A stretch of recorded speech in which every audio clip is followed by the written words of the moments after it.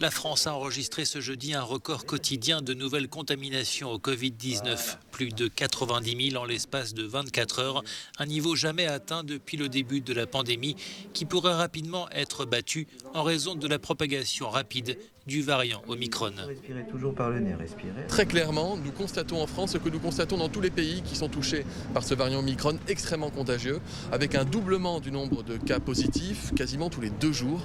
Ce qui veut dire que j'avais parlé de 100 000 cas positifs par jour entre Noël et Nouvel An.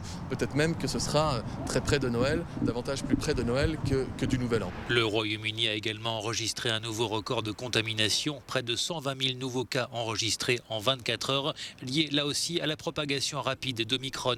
Un variant qui serait toutefois moins dangereux que son cousin Delta, selon 2 études britanniques. Mais comme l'explique cet expert, la flambée épidémique actuelle risque malgré tout de submerger les hôpitaux.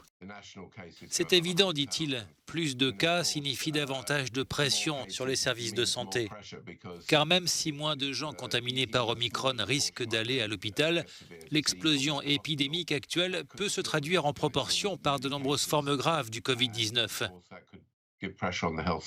De son côté, le gouvernement italien a décidé de rendre obligatoire le port du masque à l'extérieur dans tout le pays, alors que la vague épidémique progresse. Plus de 44 000 nouveaux cas et 168 décès enregistrés en 24 heures. Par ailleurs, le masque FFP2 deviendra bientôt obligatoire pour se rendre au cinéma, aux événements sportifs ou dans les transports publics. Enfin, face à Omicron, des pays durcissent leurs conditions d'entrée pour les voyageurs. Ainsi, la République tchèque exige un test PCR négatif à l'arrivée, y compris pour les voyageurs vaccinés et venant de pays où le risque d'infection est faible.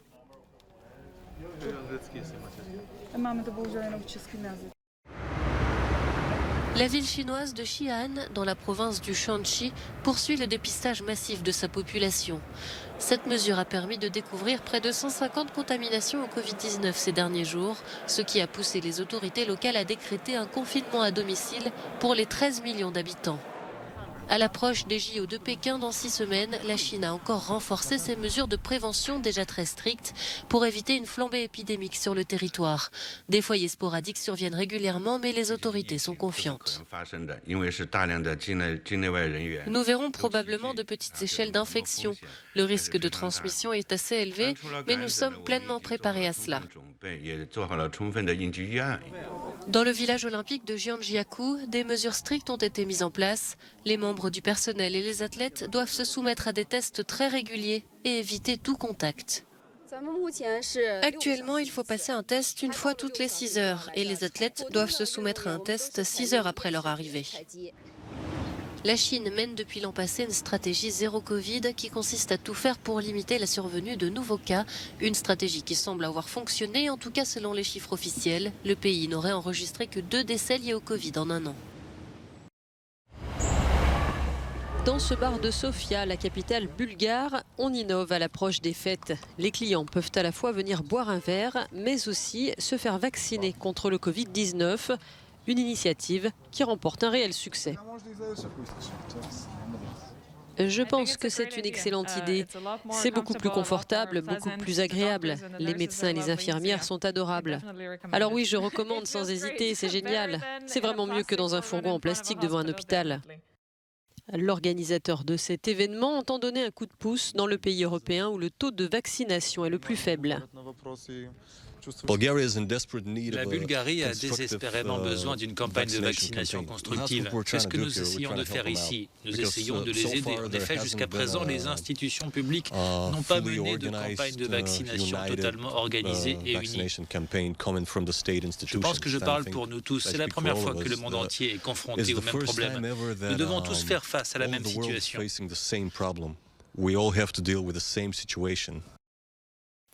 Un environnement festif, loin des hôpitaux bondés.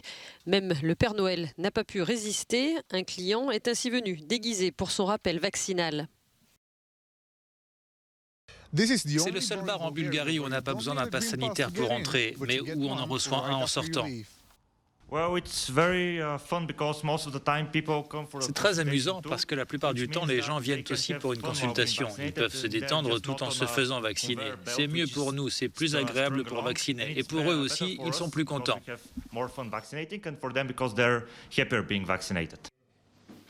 En Bulgarie, la méfiance est particulièrement forte face au vaccin et 25% seulement de la population a reçu les 2 injections.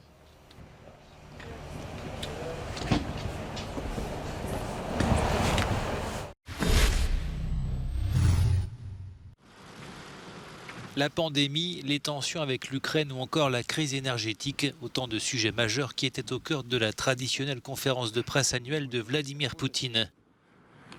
Sur l'Ukraine, le président russe rappelle aux Occidentaux la ligne rouge à ne pas franchir. Moscou ne tolérera pas que l'Alliance atlantique avance ses pions vers la frontière russe. Nous l'avons dit très clairement, il ne doit pas y avoir d'expansion de l'OTAN vers l'Est. La balle est dans le camp des Occidentaux. Ils doivent désormais nous donner une réponse. Concernant les tensions énergétiques, alors que les stocks de gaz sont au plus bas en Europe, Vladimir Poutine se dit disposé à augmenter les livraisons vers le continent, mais dans le cadre de nouveaux contrats à long terme pour stabiliser le marché. Il dénonce l'attitude des Européens sur ce point. Il n'y a pas besoin de détruire les contrats à long terme, dit-il, mais la Commission européenne nous a dit qu'il fallait passer au lien de marché, que le marché allait tout réguler. Et donc le marché a régulé et les tarifs ont grimpé. Enfin, sur la pandémie, Vladimir Poutine espérait une immunité collective de l'ordre de 80% d'ici le second trimestre. À ce stade, 44% de la population russe est vaccinée. À l'issue de cette conférence de presse, on pourrait arriver à la conclusion que la balle n'est pas dans le camp de la Russie sur de nombreux fronts. Le pays attend des garanties de sécurité immédiate ainsi que des offres et des demandes de contrats de gaz et aussi des preuves de l'empoisonnement présumé de l'opposant Alexei Navalny, des preuves que la Russie n'a toujours pas reçues selon Vladimir Poutine.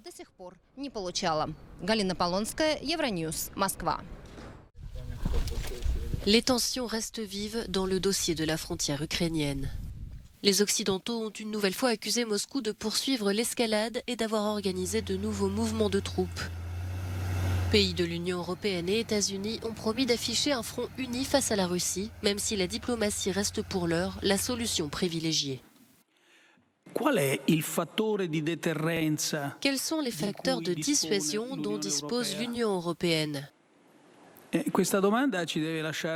Nous devons y réfléchir, car nous avons des missiles, des navires, des canons, des armées. Mais pas pour l'instant. La ministre de la diplomatie allemande s'est dite grandement préoccupée au lendemain de la déclaration du président russe qui a promis une réponse militaire et technique si l'OTAN venait à intégrer l'Ukraine, comme le souhaite celle-ci. J'ai dit à plusieurs reprises combien il était important que nous retournions à la table des négociations dans le format de Normandie et que nous nous assurions d'éviter une nouvelle escalade. Car la crise majeure dans laquelle nous nous trouvons ne peut être résolue que par le dialogue. Lors d'un appel téléphonique mercredi, les chefs de la diplomatie américaine et européenne, Anthony Blinken et Joseph Borrell, sont également convenus que toute solution éventuelle devrait passer par la diplomatie. Un point de vue visiblement partagé par la Russie. Le ministre des Affaires étrangères Sergueï Lavrov a annoncé que des discussions entre négociateurs russes et américains auraient lieu au tout début de 2022. Le ministre polonais des Affaires étrangères a lui tenu à assurer Kiev du plein soutien de la Pologne.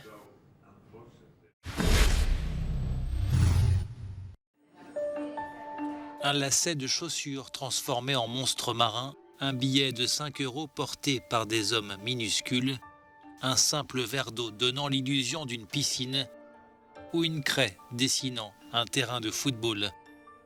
À Paris, une exposition rend hommage à l'art miniature à travers les œuvres d'une vingtaine d'artistes du monde entier qui aiment brouiller les frontières entre le réel et la reproduction miniature. Leur savoir-faire, jouer avec les échelles pour nous plonger dans le monde du petit afin de réveiller notre âme d'enfant. Un art à la fois minutieux, poétique et fascinant. L'exposition Small is Beautiful, une immersion dans le monde de l'art miniature, à découvrir jusqu'au 13 janvier à Paris.